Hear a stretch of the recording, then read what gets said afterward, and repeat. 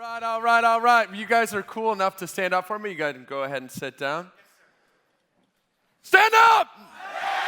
I just want to be cool like Joseph. Thank you. All right. All right, gang. Today, my topic for you is building a scalable growth business. If that's of interest to you, raise your hand. All right? The others, I don't know what you're here for, because my guess is quite a few people in the room have a, let's see, boom. All right, does this look like anybody's business in here right now? This is our organizational chart. At the top, you got you, right? Below that, you got you, and you. All right, and if you need to pass off some work, you just pass it off to you, all right? So our goal is to take us from here to building a scalable business. And when I say a scalable business, I'm not talking about something that's just going to create a lot of income for you. I'm talking about something that's really going to allow you to have that kind of freedom to live the life you want to live. Are you guys interested in that? Yeah. All right, cool. So what we're going to do is we're going to talk about a lot of the kind of basic mechanics of business. We've had a lot of really amazing real estate speakers up here that know way more about real estate than I do. If I were to have an expertise, I guess I could say it's taking an organization from something and creating something of significance. And I tell you, I kind of had a very much a proud papa moment this weekend being here, because about 3 months ago, I stepped down as the president of cleverinvestor, which was a very emotional thing. As I mentioned yesterday, I came in on day one when Cody Sperber had a vision, and we worked our butts off to make this thing happen. And I moved on to follow other passions. I actually went full-time into the board game business, which is a pretty exciting thing for me. I really love to, yeah. All right, you guys like board games? Board games cool? All right. So for me, it was really cool to see everybody here. Like, it's like all this stuff has happened since I've been here last. It's like all these manuals are there and all these people, and it's like the team has grown to this point where it's like I'm having to introduce myself. They're like, who is this guy up here? It's like, oh, that's Matt. He used to be the president, right? So our goal is to get you to that place. So the whole thing isn't dependent on you. But to do that, we got to get really, really, really fundamental with it, right? Because I want you guys to write these down. For any business or organization to function at its fullest, there's 7... Post-edit? Cool. Thanks, guys. All right, there's 7 different departments that have to exist. You got to have sales, marketing, administration, legal, service or support, technology, and accounting. Okay, until you have all these things happening, you don't have a real business. You're not in the game yet. I don't want to say you don't have a real business, but you still got a ways to go. Okay, now the reality of it is, sorry, I just realized that the other green button is a laser pointer, so if I've been laser pointing you in the eye the whole time, I apologize. Yeah. That's the red button to give me instructions. It's the game with an instruction manual. All right, so sales, marketing, admin, legal, service, technology, and accounting in no particular order. All right, because they all need to be there. They all need to be working in conjunction with one another. Okay? All right. Laser pointer. Clicker. All right, so first we got to wear a lot of hats. All right, we got to wear them all, in fact. Okay? But even though you may be by yourself right now, you still need, when you hear that phrase, wearing multiple hats, I want you to kind of take it literal for a minute.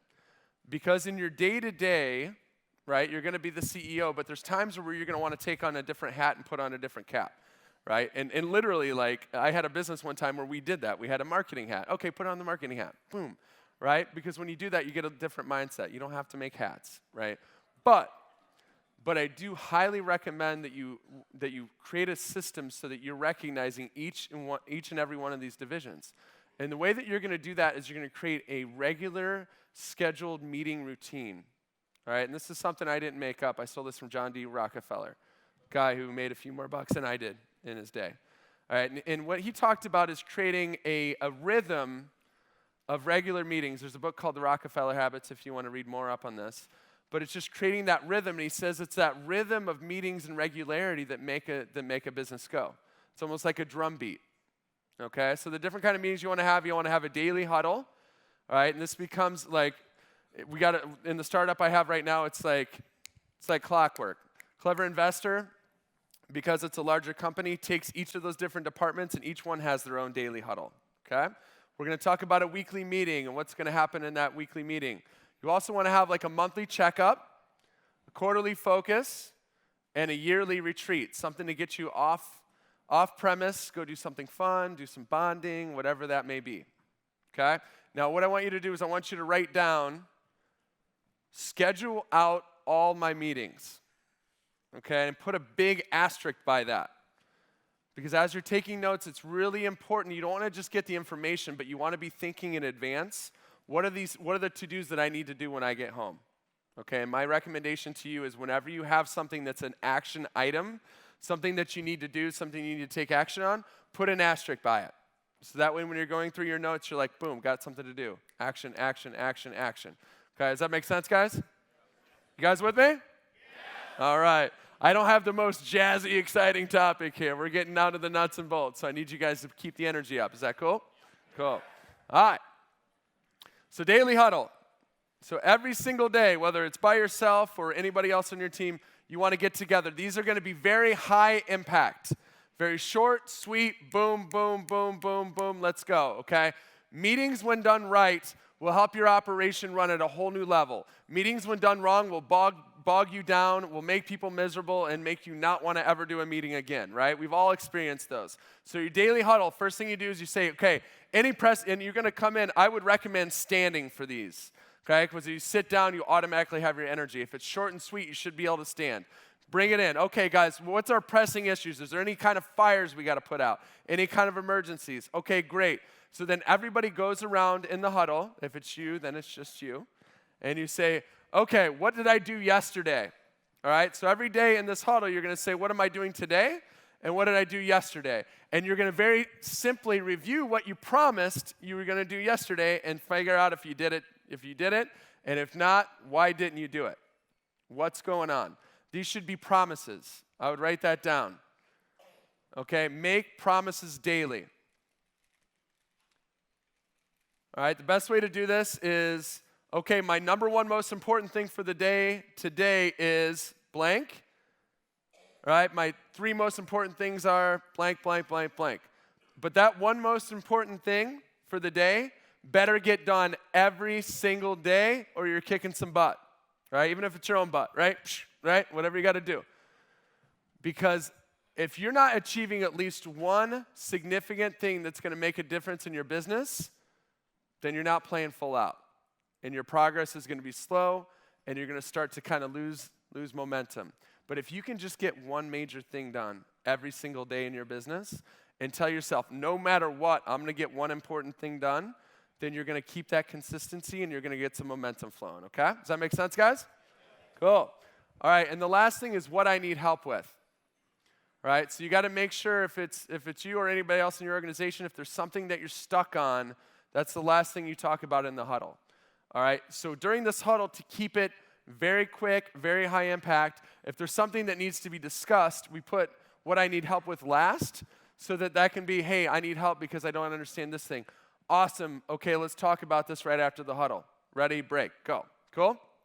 All right, the next thing we want to talk about is the weekly meeting. And this is something we have done every single Monday at Clever Investor since the day that we started. And we will do every single Monday for the entire existence of the company. All right, so these are the things I go into your weekly meeting. Number one is your upcoming schedule. All right, what are the dates that everybody needs to be aware of? What's going on? Who's going to be out of town? Just anything that's going on schedule-wise. Number two, every department is going to give a report. Okay, now that department report should be as simple as what everybody in the room needs to know. All right, now with these meetings, obviously, if we're starting by ourselves, it's just us. All right, that does not give you an excuse to skip this meeting. In fact, that is all the more reason of why you must do this meeting. Right, and it might seem a little weird, like sitting down for a meeting with yourself, but, right? You're like, especially your husband or wife walk in, they're like, what the Okay, you don't have to say all this stuff out loud, right? We're not trying to be weirdos here, but we're trying to get in a routine, all right? So go through each department, each of those 7 different departments that I listed out, look at each one and say, okay, what do I need to be worrying about, right? And what are the goals for each of these departments, all right? Now I'm going to recommend that at first you focus the majority of your energy on sales and marketing, right? Because you don't got a whole lot of accounting to worry about until you're making the cash register ring, right? But at the same time, you want to at least recognize each of those departments every single week, all right? Discuss team goals, review all statistics. This is big, guys. Your stats. You got to recognize what the most important statistics in your business are. That would be a major little asterisk I'd be writing on my notes right now, okay? Recognize what's called the key performance indicators, KPIs, all right? If you're not writing that down and you're not tracking your statistics every single week, then we're not here to play, guys. All right, and here's what I'm going to tell you about statistics. Your stats are going to be one of 3 things every single week. All right, and pardon my layman phrase here, but it's going to be a good stat, a bad stat, or a non-existent stat. Because some stats you want to go up, some stats you want to go down. Right? You want your total deals closed to go up, right? But you want your average marketing cost per acquisition to go down. All right? So it's either a good stat or it's a bad stat, but the third one is probably the most important one, especially when you're getting started, which is non-existent. Right? Because if you're like, oh, I don't need to worry about stats because I don't have any marketing going. Well, that's why you need stats. You need to see that 0 and recognize the fact if that phone didn't ring last week, you're going to start to see a correlation between some of these statistics, right? Like, I think I'm noticing a trend. 0 calls, 0 deals. All right? So this should be one of the very first things that you guys do when you get back is recognize the key stats. Is it good? Is it bad? Is it non-existent? All right, and then something that we like to do at Clever Investor, and I recommend that you do as well, is have a weekly lesson. Right? It's just really kind of cool. It's like the team that reads together stays together kind of thing.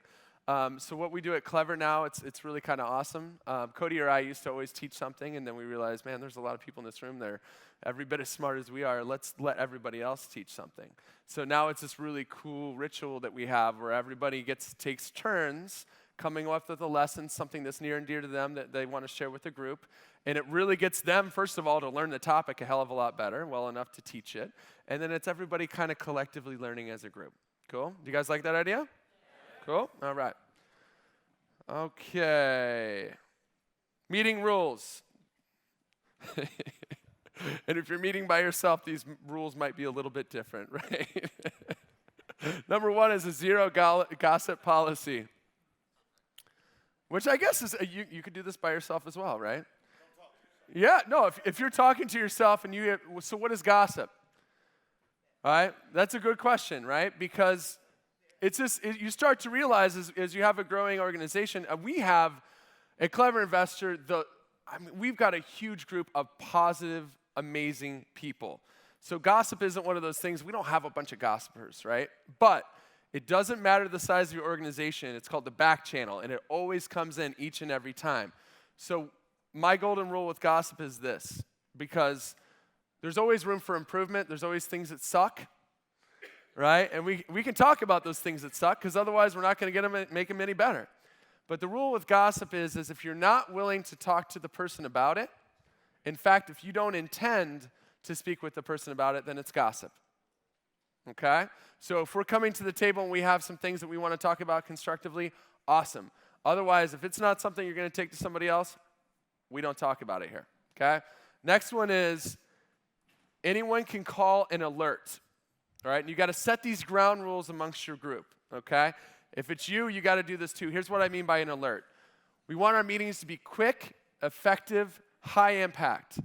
And if we have a topic that's starting to get off, right, starting to go, anybody in the group has the right to say, I'm going to call an alert.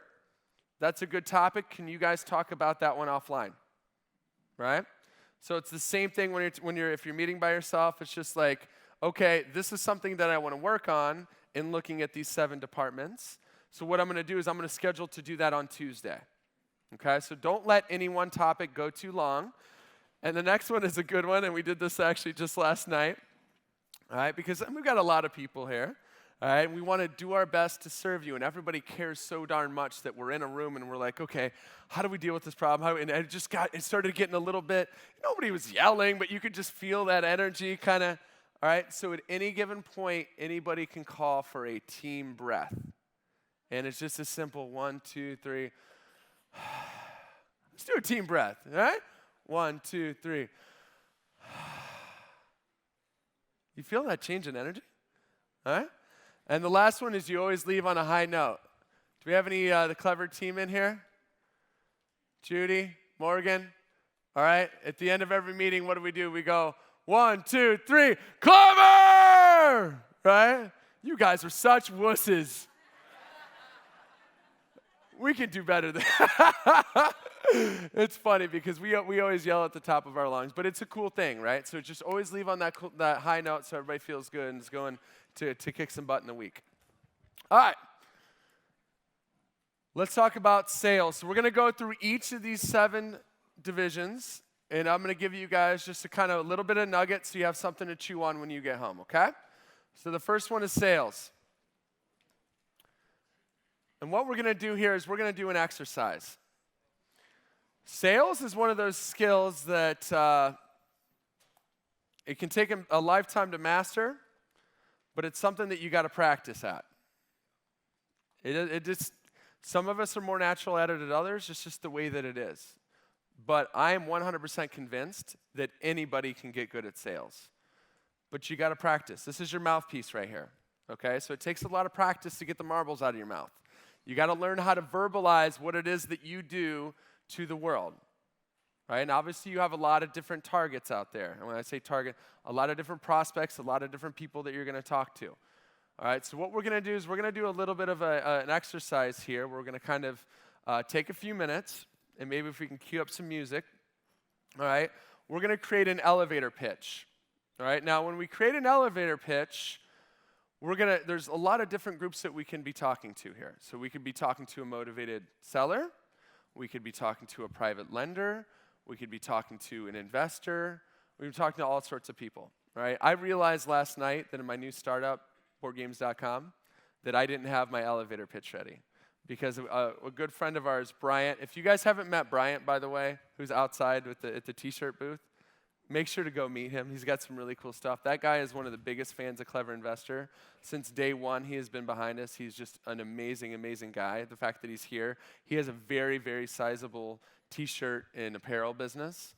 The fact that he's here really says a ton about him. He just cares really so much.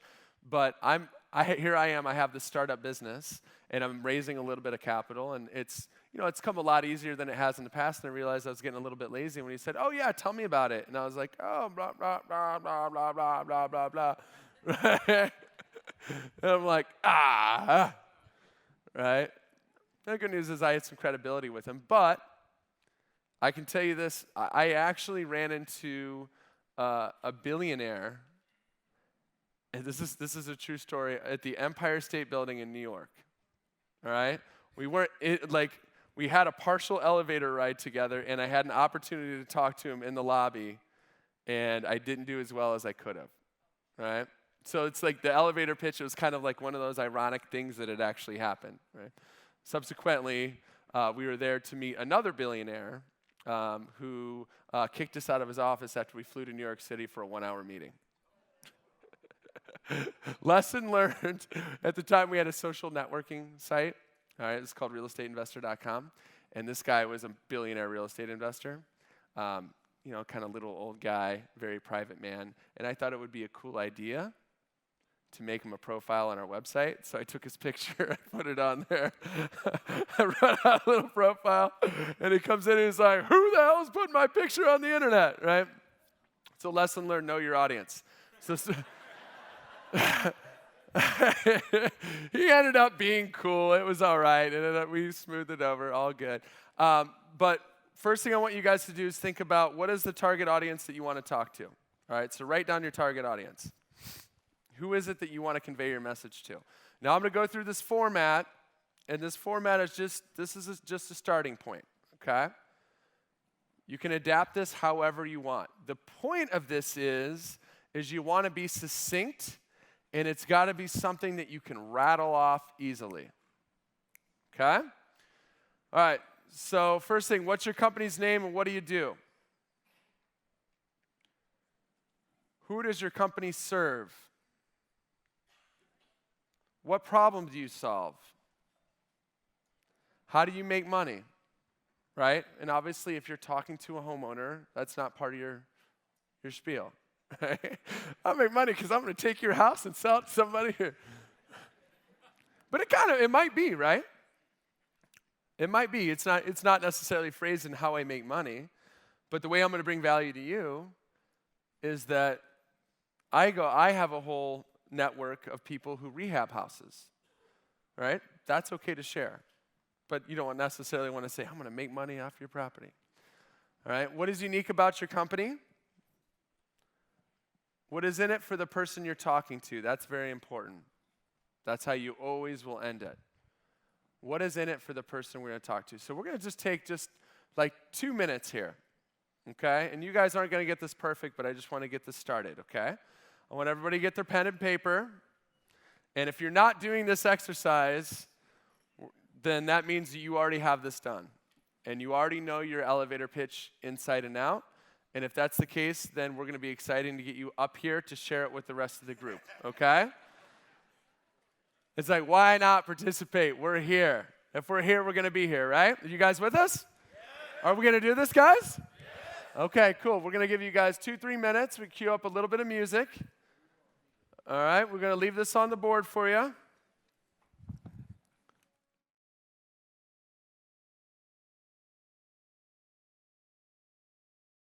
Okay, come on up. Ladies first. Here we go. Thank you. Yep. So who you first of all, tell us who you're talking to with your elevator pitch. I'm talking to investors, a private investor who might be giving us funding, Perfect. letting them understand what our company is about. Perfect. All right, let's hear it. Hi, I'm Shannon Keating. I'm Director of Acquisitions for Pickle Jar Investments. Our company is all about, helping people who are at a life-changing moment where their heart is, which is where their home is. And we may be helping somebody who's underwater with their home, or a tired landlord, or somebody who's looking to get back into the game in home ownership. And we do that in a variety of ways because we have a whole group of professionals, qualified professionals behind us who we can call upon to help us with challenging individual situations to create an opportunity at each moment for our customers. And in doing so, we're able to put together a plan that helps them move beyond to the next level, to get them to that next place for them with their property. Pickle Jar Investments is a very much homegrown company, and we work with people on an individual basis, and we look for people to work with us in that process. Awesome. What's in it for me? One more question. What's in it for me? What's in it for me as an investor? Not you. No, for you see? What's in it for me is what's going in the pocket. What's in it for me? What's in it for you as an investor is you're joining a group of professionals who work with individuals to help change their lives. Typically, these people are in critical points of their life. And so you get to participate in helping somebody move their life forward, and at the same time, you're growing money. And so that's what the whole pickle jar concept is. If you've ever had a jar at home that you throw your change in to grow your money, this is on the larger scale. You're throwing your money into the lives of other people and helping them move their life forward while you're growing your investment. Love it. Let's give her a round of applause, guys. Great job. Thank you. Come on up, man. All right, Anthony. All right, who are we? Who are you pitching here? Oh, here we are, myself and my wife. We own O'Reilly Brooks Enterprises, LLC. And we're a property management company, and we're based in Orlando, in Florida. We typically we manage and look after guests who are coming to the Orlando area. We provide them a service by where that once they've arrived, we don't do the flights, but we will rent them a car, we will rent them accommodation. We will sort out their Disney tickets, we'll give them a full service, we will hire them anything they need, for maybe a scooter for a disability, they need a crib for their rental condo whilst they're there. We'll get them tickets, we'll get them to where they need to be. So we are a full service company. I like it. That's wonderful. And for me, I'm the client, right? I'm your. Yep. Perfect. Does that sound good, guys? Give a round of applause. That's awesome. Awesome. I want to give you a gift here. Yeah, you're very welcome. Thank you for being brave and being up here. Can you pass this back to, she was quick to get off the stage, but Pickle Jar. Pass this back to Pickle Jar. Thank you. All right. All right, we're pitching to private money lenders as well. Perfect. My company is Restored Realty Incorporated. We provide investors with a return on their investment that is secured and backed by real estate. So it's not a stock, a bond, a mutual fund. There's actually a collateralized asset attached to the investment, ranging anywhere from 6 to 15% on your investment on an annual basis, depending on the size of your investment. And we go in, we rehab homes, and we flip them, and you get your return on the investment. Perfect. That's awesome. Give it up, guys. That's an amazing book, too. Yeah. All right. Very good. Okay, so we're going to, when we get home, kind of think about the messaging. And it doesn't necessarily always have to be an elevator pitch, right? But it's just really figuring out what is the message that I need to get to each group of people. There's going to be probably just a few key lines that you're going to really want to nail. But the most important thing is to always make sure that you get that, what's in it for me, right? That's the most important message that you can do, okay? Let's talk just a little bit about marketing. You guys think marketing is important? Yeah? So Cody keeps standing up here and saying I'm a marketing expert, which is leading a lot of people to come up and ask me questions. I'm going to give you guys a full disclaimer, right? Marketing is kind of one of those things that you can study, but you got to just kind of get in the game and experience, because let me tell you this, a quick story, and I told this one at lunch the other day. There's a ton of ways to do marketing in real estate, and one of the ways is door knocking, all right? And when the foreclosure epidemic was really at its peak, we were going door to door. And I found that a lot of the doors I would knock on, people wouldn't be home, so we wanted to get a message to them. And I had this brilliant idea that I was going to take. I went to the FedEx station, and I got a bunch of FedEx envelopes, because I figured if I put a letter in a FedEx envelope, everybody's going to open it, right? So I went home, I wrote this amazing letter. This letter was like very heartfelt. It was very much like, hey, we understand your situation, and in times like this, it's good to have somebody to talk to. We just want to let you know that we'll help you discuss your options. You have no judgment, really just making them feel good.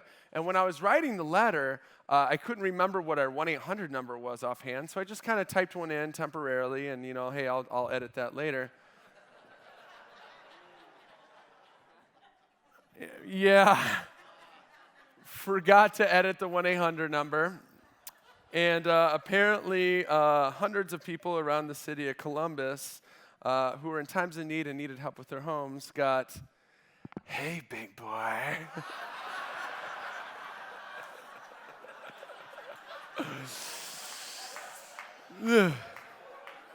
Okay. The bad thing is I was really happy to hear that, because I was like, I wrote a letter and nobody called. So marketing it's a lot of trial and error. And a lot of people have come up and they say, Matt, what's the one marketing thing that I need to be focusing on? What's the one marketing thing? And I really wish that I could stand up here and I could tell you guys, do this one marketing and you're going to be set. But the reality of it is that marketing is about doing a lot of things at the same time. And I compare it to spinning plates. It's kind of that, you got to keep everything going at the same time. So I'm not going to even bother wasting your time telling you about all the strategies. You guys have heard them all. There's a million ways. You can market online. You can do Google. You can do, bandit signs, there's Post-it notes, you name it. But the most important thing is that you're constantly adding additional marketing sources so long as it's giving you a return. Okay? Now, you're going to want to start with your bread and butter stuff, your low dollar stuff, especially if your marketing budget is low. You're going to want to start, sometimes it's the things that take a little bit more effort, You're going to hear from a young man who is doing just tremendous things on social media a little bit later. Sometimes it's just putting up the bandit signs, because those are the things that might cost less money but take more time. But what you're going to want to do is you're going to want to get a marketing mix that's going to allow you to effectively get as many things going that are producing leads as possible. And the important part of this, and this is something I would write down in big, bold letters, is track your marketing. Because if you're not tracking your marketing, you might as well just take your money out of your pocket, throw it into the wind, and just watch it blow away. Okay, track your marketing, because not every marketing source that you're going to try is going to be a winner for you. Some are going to play to your strengths, some of them aren't. Some are going to work in your local market, some of them aren't.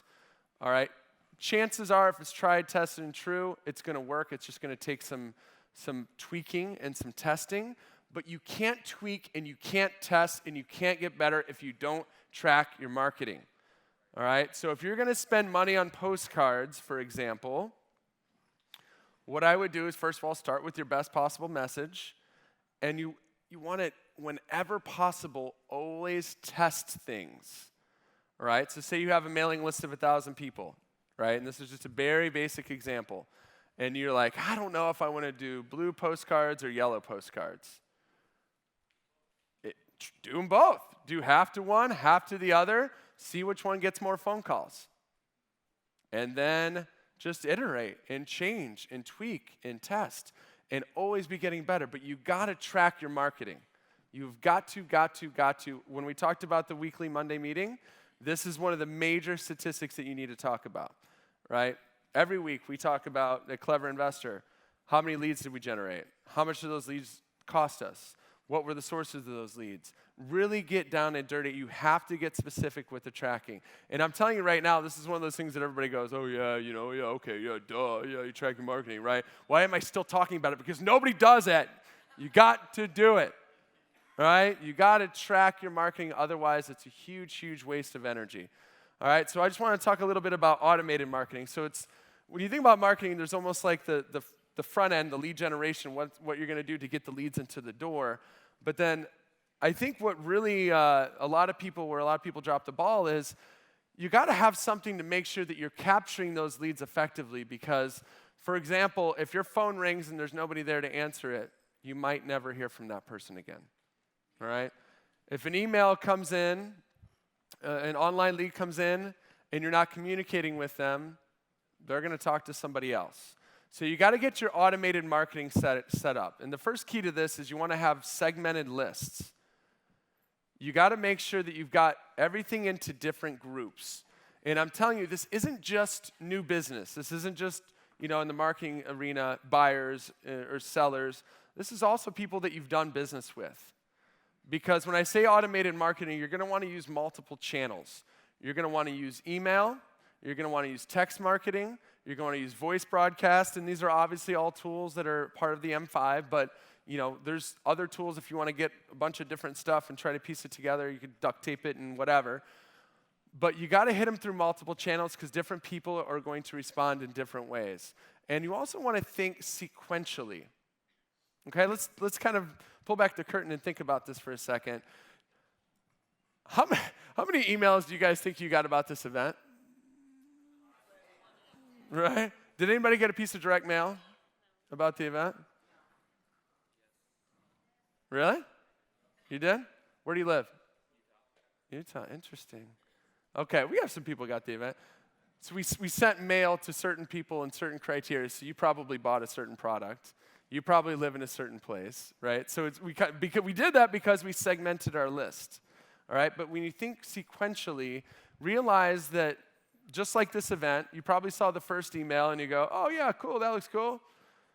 Saw the second email and you thought, oh yeah, maybe I should, check that out. And you saw the third email and like, yeah, I really do want to go to this. And fourth one, you're like, I'm going to go. But then you get distracted. The fifth one, you're like, I'm freaking doing it, right? So think sequentially. If you've got a good mailing list, for example, you'll find that you'll get, sometimes it's like, they say the golden rule is 7 touches. I'll be honest, I don't necessarily always go that long. If you've got a list that's just golden and you're selling something that's very high ticket, maybe that's the case. But you'll find that doing things in sequence, if you just send one postcard, a lot of times that won't do it. It's going to be the second or the third or the fourth that's going to make it happen. And when you do, what you have to make sure that you do is just have something on there so that they know, they can recognize the brand, they can recognize a phone number. A recommendation I made the other day at lunch is to get a local vanity phone number. All right, so that way it's like people see that and they remember you. Because if it seems like it's just another person trying to buy my house, then it's not necessarily going to do you a whole lot of good. But if it's, oh, hey, it's this guy coming again, and every piece of the sequence, you're coming from a different angle, right? So you're coming from so you're not saying the same message over and over and over, because some people jump at opportunity. Some people run away from pain, right? There's different ways to market your messages, but you got to get them all into a sequence so that you can hit all types of people.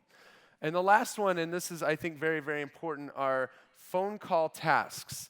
So while this might not be automated, picking up the cell phone and actually talking to someone, you're going to want to put this into your marketing automation. And even if it's not automated, even if it's just you using an old-fashioned calendar, right, to schedule, you got to make sure that you include this, because let me give you an example. You sell a house to somebody. You should put into your automated schedule to give them a call a month out, just to touch base. Hey, Bob, just want to touch base. I noticed here you bought a house a month ago. Again, just want to tell you I appreciate it, and just wanted to see if there's anything, in particular that you're looking for right now. I'm really here to take care of you. And it's like all of a sudden Bob loves you, right? So put in there, you have emails, you have text messages, you have voicemails, and also include phone calls, right? Does that make sense, guys? Yeah. Do we see how that can create value? Yeah. Cool. All right, administration. All right, so when I say administration, this is, and if you guys have met Judy, have you guys met Judy? Yeah? Where you at? Judy, raise your hand. Everybody say hi, Judy. Hi. Judy runs our administration. That means she makes sure everything works. She takes care of all the details. So administration, this is going to be your HR hat, right? Whenever you're thinking about bringing on new people, whether it's hiring somebody or outsourcing or whatever it may be, I put that into the category of administration. So a few just real quick tips. Number one is you always hire potential 10s. And last night we had a little reception, and I was speaking with a really nice couple about their business, non-real estate related. And I was asking them, they had 20 employees, really awesome business. I'm not going to embarrass them, but they're doing great. They're doing 7 figures in revenue. Everything's awesome, but they feel like they're kind of at this, kind of stuck a little bit. And I asked them, what's their management team look like? And they said, okay, we have 1 manager. I was like, all right. So, scale of 0 to 10, how is that manager performing? I got different answers. I got 1 7, and I got 1 4, right? And I was like, okay, I know who's not in charge of managing this person, all right? Because she's like, I don't want to be mean, right? Which is okay. That means you shouldn't, it means you got to be a little bit tougher, but you only hire potential 10s. Now, realistically, are you going to be able to hire 10s on a low budget? Maybe not. But you got to hire someone who has that potential to become a 10, or at least a 9. Because if you're hiring duds, you're going to get crap. And this is, I tell you what, one of the biggest keys to success at Clever Investor is that we hire winners. Right? You guys have met them. They're pretty awesome, right? Yeah?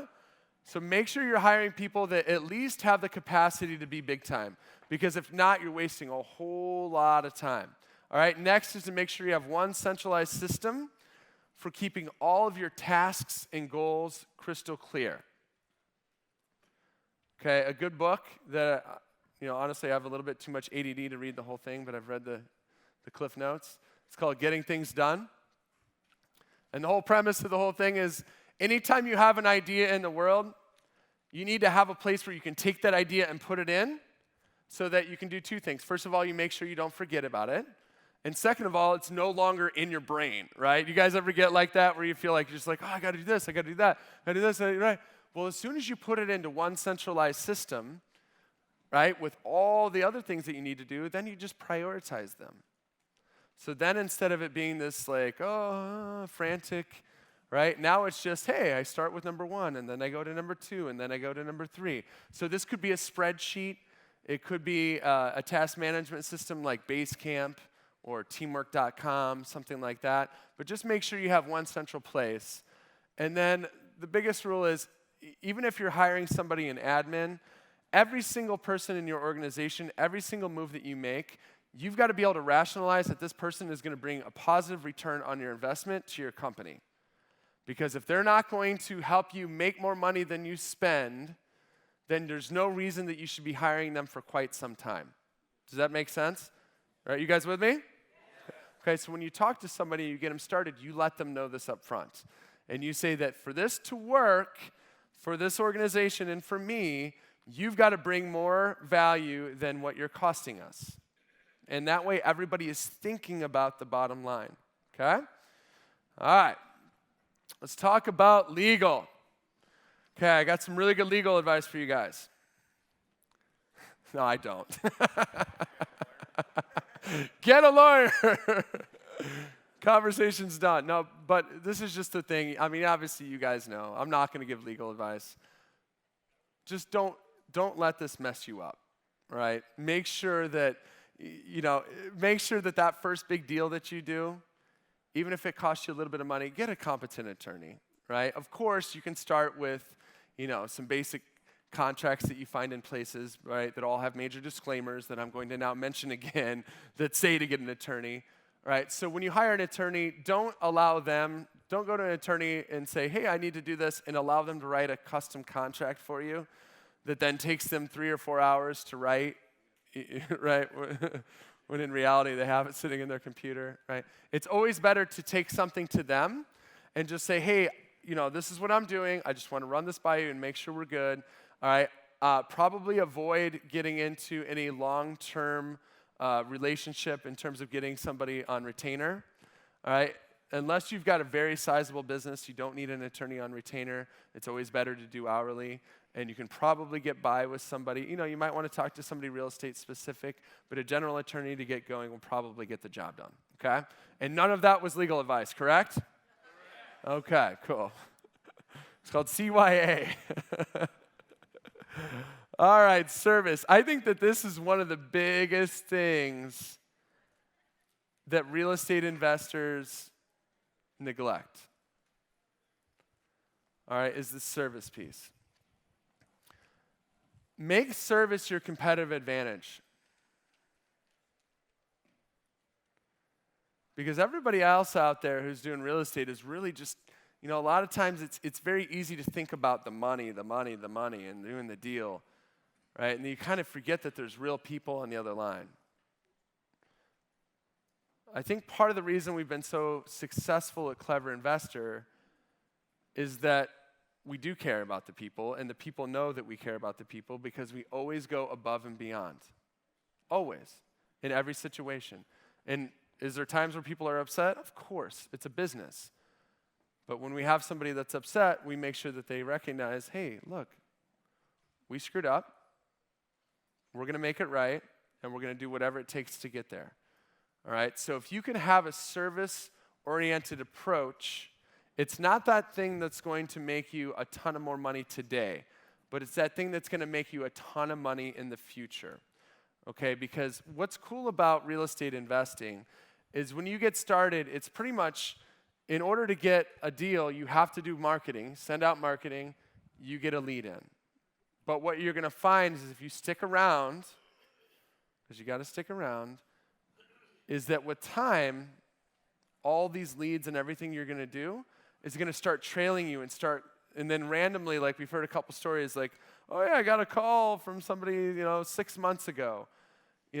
If we do things correctly, and when we talk to people, we always let them know that we care, it's going to be amazing what's going to happen to those people coming back to us, those people referring other people. So just always make sure that they understand how much you care about them. Because nobody cares how much you know unless they know how much you care. I didn't make that one up. All right, so provide extra benefits to clients. Anthony was up here, I think it was Anthony. He was talking about how they, provide shuttles and stuff for all the people who are, like, that's amazing. Like, come up with, like, just one little extra thing that you do that your competitors don't do, right? So we would always help people by giving them a moving truck. It's like, hey, you're in a rough jam. It doesn't matter if they were, motivated, what their situation was. Just by saying that one thing that doesn't cost you a whole lot of money, which is like, hey, you know what we're going to do for you? We always do for all of our clients. Because we care, we're going to go ahead and we're going to provide you a moving truck, right? So now it's like this thing that cost you a couple $100, right? They're talking to their competitor. They don't know you. They don't know anything. You're both saying, hey, we'll get you the best price. Hey, we'll get you the best price. But this guy will give us a moving truck. Like, sweet, right? I can make you a lot more money. When we were doing short sales, that was a big, big thing. So I'm sure you guys can come up with a lot more cool creative stuff than that. But just find one little thing that you can offer. Next one is big. Always get video testimonials.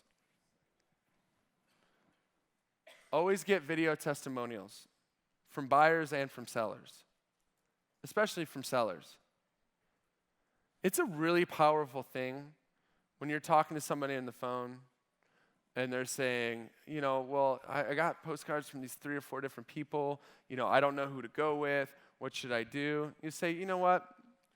I could tell you that we're the best, but what I'd rather do is for you to really take a second and go to this web page and look at all the other people that we've serviced, right? See the other happy homeowners that we've worked with. Because it's that third-party validation, nothing beats it, right? Raise your hand if you've ever seen a Clever Investor video testimonial, right? Okay, it's probably a big part of why you're here today, okay? Speaking of which, before the weekend's over, we'd love for you guys to do a video testimonial. All right, so be looking for the crew outside. In all seriousness, we'd love for you to do a video testimonial. Look for the video crew. They'll get you guys on there. Just kind of share your experience. That'd really mean a lot. Go. The last one, implement a referral program. This is the easiest thing to do that so few people actually take action on. All right, get a referral program. It doesn't even need to be complicated.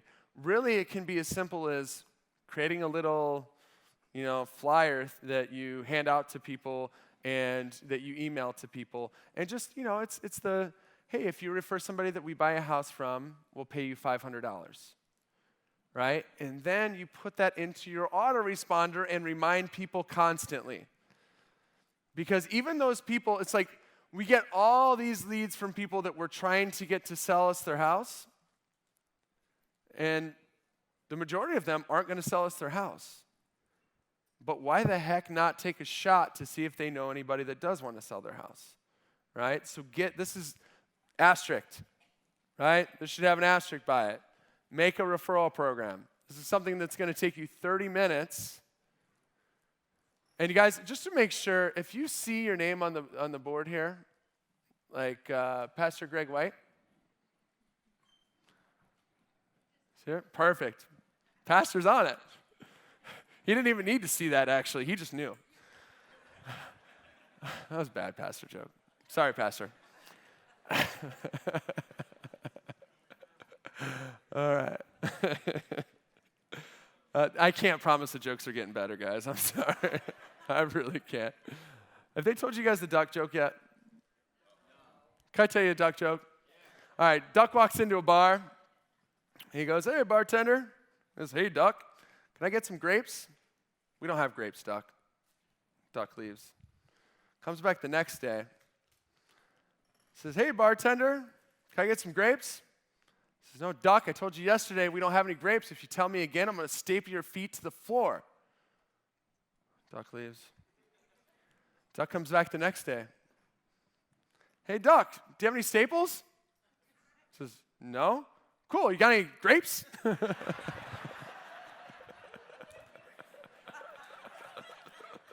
Oh, isn't too bad, right?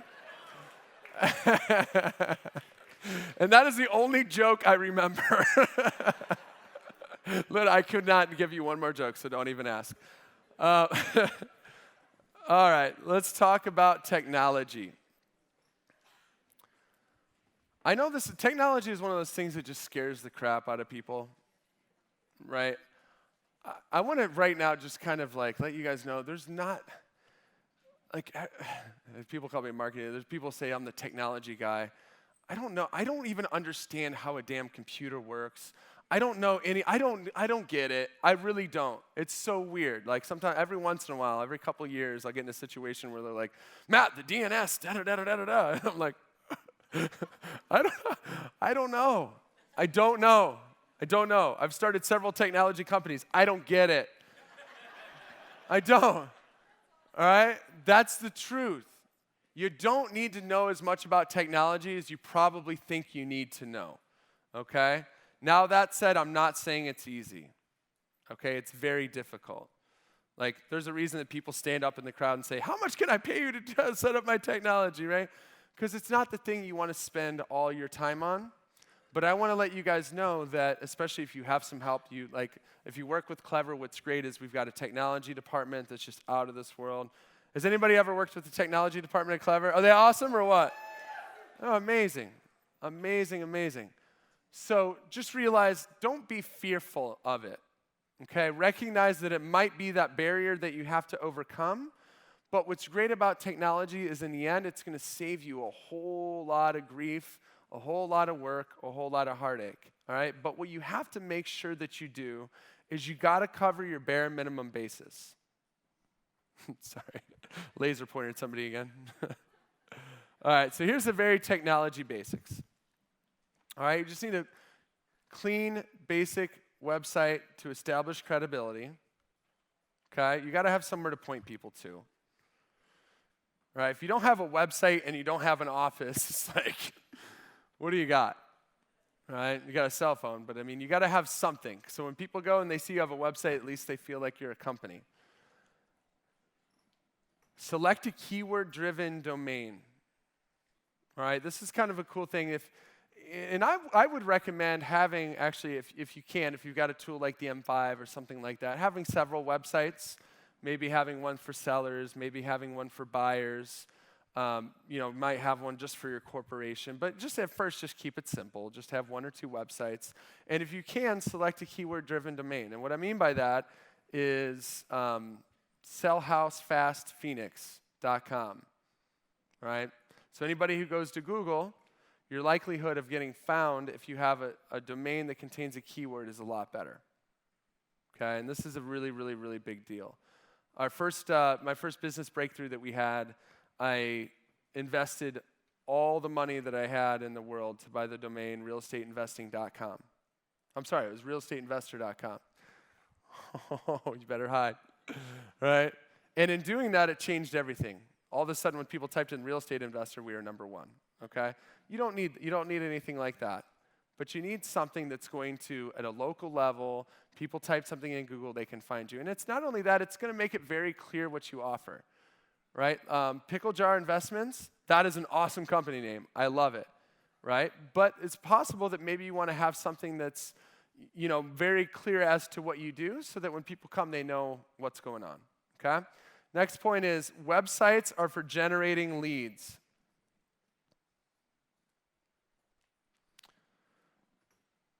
All right, if you've got a website that isn't collecting leads, it's not getting phone numbers, you want to get phone numbers and email addresses, both.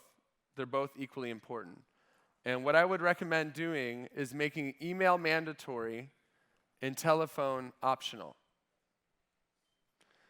Because what that's going to do is you're going to get all the people, you want to get phone numbers, right? Because you want to reach out and talk to somebody, but a lot of people don't want to give you their number. So when you get their email address, at least you can let your automated system start to go to work so that they can hopefully come around to you and call when they're ready, okay? Automate the follow-up process. We talked about this just a little bit. But make sure you have everything in place because it's like if you're spending money on marketing and you don't have the automation ready, then you're not maximizing your advertising budget and you're wasting money. So make sure that you have your automated systems. If you have M5, the cool thing is a lot of this is set up for you, right? But you're still going to want to go in and customize it with your message. It's actually really neat. Half the people in the room might not even realize this to have M5. But when you sign up for the program, what happens is it automatically drops in your name, your company name, your phone number, all that information into all your emails, all your websites, all that stuff is done for you, okay? So that's just a cool thing in case you have it and you didn't realize that. But even if you have it in all your email sequences, you're going to want to go in and customize that and tailor it and put your special sauce on it, let people know who you are. You want to get personal with people, okay? A little bit later, we're going to have one of the best marketers I've ever met in my life, Preston Ely, come up here. And this guy I think he's just so darn good at what he does because he talks directly to people and people feel like they know him, right? They get his personality, they get who he is, right? And he's got an amazing personality, he's not afraid to show it. So show people who you are, okay? Put little touch pieces in there so they can understand who they're working with. All right, last but not least, integrate mobile marketing. So I wish I could tell you guys other tools, but I don't really know any other than the M5, but I'm sure that they're out there. Text messages work like gangbusters, especially when you're selling properties, right? Sending out an email when you have a property to sell is effective and it's something that you want to do. But I can tell you, most of the time we don't even send an email. When I say we, I mean Cody and Josiah and the whole crew. An email doesn't even go out because it doesn't even take that much because it's a text message.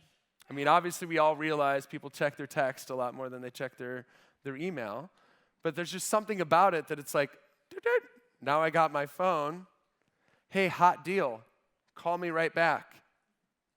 Call, and now next thing you know, you've got multiple investors trying to buy your properties at once. All right? If you're not doing this, you're totally missing out. This is a very, very, very powerful thing. Yep, quick question. Have you ever had that backfire where all of a sudden you got like 100 people calling you? That's not backfire. That's a great question. All right, so this is great. No, this is great. Okay, so the question was, have you ever had a backfire where you send out a text and everybody calls you at once? Okay? So here's what you're going to do. If you've got everybody calling you at once, then that means you need to segment your list a little bit better. Because what you're going to want to do is you're going to want to segment your list into those best buyers, right? Call it your VIP buyer list or whatever that may be.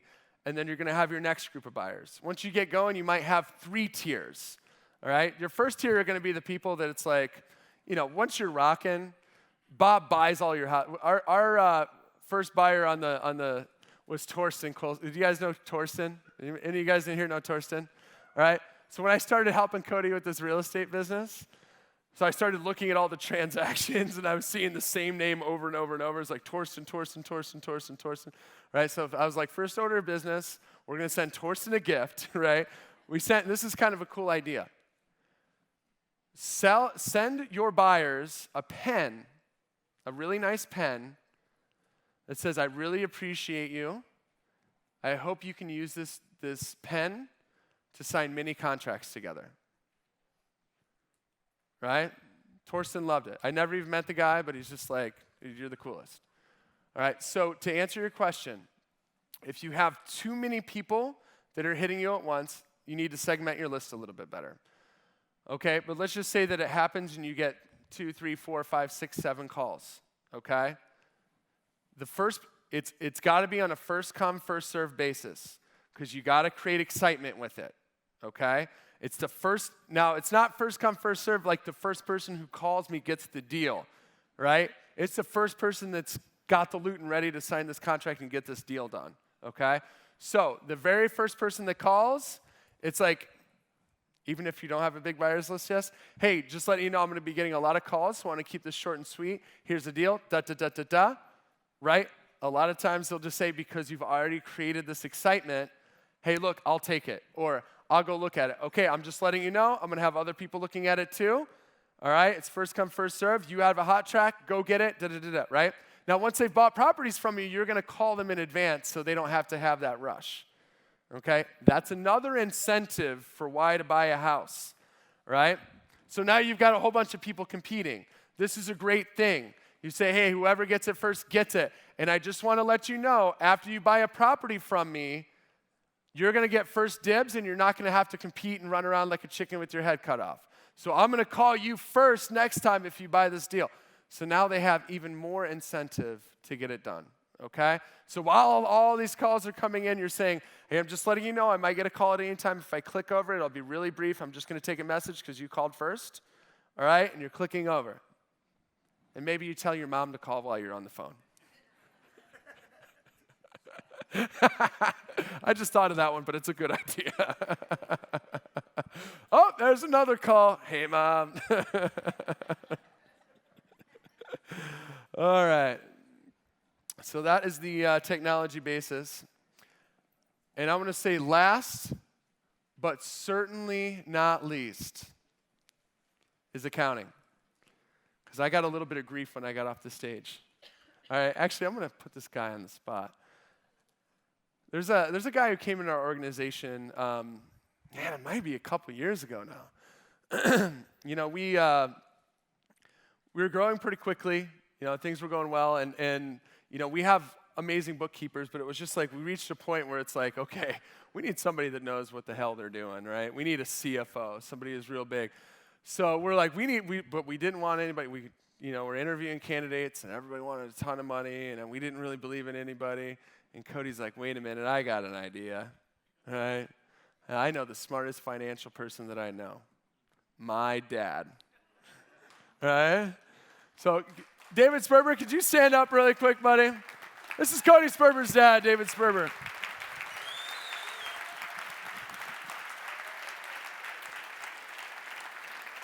I'll tell you, David has not only got our financial cards in order, but he has just been a tremendous asset to the company in so many ways. The amount of wisdom this guy has really brought to the table. It was funny when he started working, him and I have very different styles. He thought I was a little crazy, and I thought he was a little crazy. But you know what's awesome? Is when you have a winning team and you communicate and you do things like having meetings, you're clear on your goals, everybody knows what the vision is, where you're going. Him and I were like, we're best buddies now, right? Because we're on the same team, and the fact that we have different styles is what makes it beautiful, all right? Because if you have everybody on your team that's the same as you, what do? You get a bunch of yous, right? You got to diversify, and I just, thank you, David, for everything you've done, man. I've learned so much from you, just outside of this accounting. But I had to make sure to say accounting's not last, okay? It just happens to be number 7 because we're saving it for the best for last. So what you want to do is you want to get a very basic financial model in order. Okay, when I say a financial model, this can get very sophisticated. You guys remember Simon that was on stage yesterday? That guy's a brainiac. He can do things with Excel spreadsheets that nobody can, but you got to start very, very, very basic, all right? And you want to model it out. And the things that you want to look at, number 1 is your recurring expenses. These are the things that you know you're going to have to pay no matter what. Yeah, okay, before anybody asks, I would recommend using QuickBooks, et cetera. But when you get started, until you're making money, don't worry about it, right? At first, just start with a good old-fashioned spreadsheet. All right, but you got to know what your monthly cost is. All right, now your goal here is to put yourself on salary, but we got to make sure you got the cash flow and everything going to do that. Okay, first goal is you want to figure out how to get enough reserves for 2 to 3 months for these recurring expenses, and then you want to identify those things that are variable expenses. Technical term for this is cost of goods sold. Okay, so these are bonuses that you pay. I'd highly recommend anybody on your team that they have some sort of upside when you guys do deals. All right, you want to have closing costs, staging, any of this kind of stuff. This is the stuff that happens when you do an actual deal. Okay, so put that into a separate tab. The most important thing is that you understand what your regular recurring monthly expenses are, because the last piece, and I kind of separated this, because in my opinion, this is everything, is knowing what your marketing budget is. All right? So the analogy I like to use for this is your marketing budget is your golden goose. Okay? Every deal that you do, all right, every rent check that you get, Those are the golden eggs. And our goal here is to get as many golden eggs as we possibly can. But to do that, you've got to get a bigger golden goose. All right? So the number one goal that you should be looking at financially, right? You cover your costs, you make sure you're set, and then everything else goes into your marketing budget. Right? Do you guys think if your marketing budget was $5,000, you'd make more than if it was $500? Right? You're not sure about that. All right? Do you guys think you'd make more if you had a $5,000 marketing budget than a $500 marketing budget? All right? If you had a $50,000 marketing budget, would you make more than a $5,000 marketing budget? Right. Yeah, you're like, no, duh, man. That's right. If you were doing it, you'd have a lot of golden eggs. So your goal is to figure out your recurring expenses, get those right and tight as possible, get yourself to a place where you've got 2 to 3 months, depending on how aggressive you want to get, in the bank for those expenses, including your salary, because you want to get yourself on salary. And what you do is you create a separate bank account for your marketing budget. And you want every single dime that you can, beyond your recurring expenses and paying yourself a baseline salary, you put into that marketing budget. And you grow it, and you grow it, and you grow it, and you grow it, and you grow it. Yes? Would you recommend a salary versus like a low percentage commission? I love it. Here's what I would recommend, right? You can't get a salary until you got enough consistency that you can pay yourself a salary. So great question. What I would do is, at first, pay yourself a percentage of the deals or whatever you need to live, whichever it is. But the goal is to get on a salary, and you can't do that at first, right, realistically. Unless you've got a startup budget, then you put that into the thing, right? But the important thing is you have discipline, and we're making sure that we're watching the names here, guys.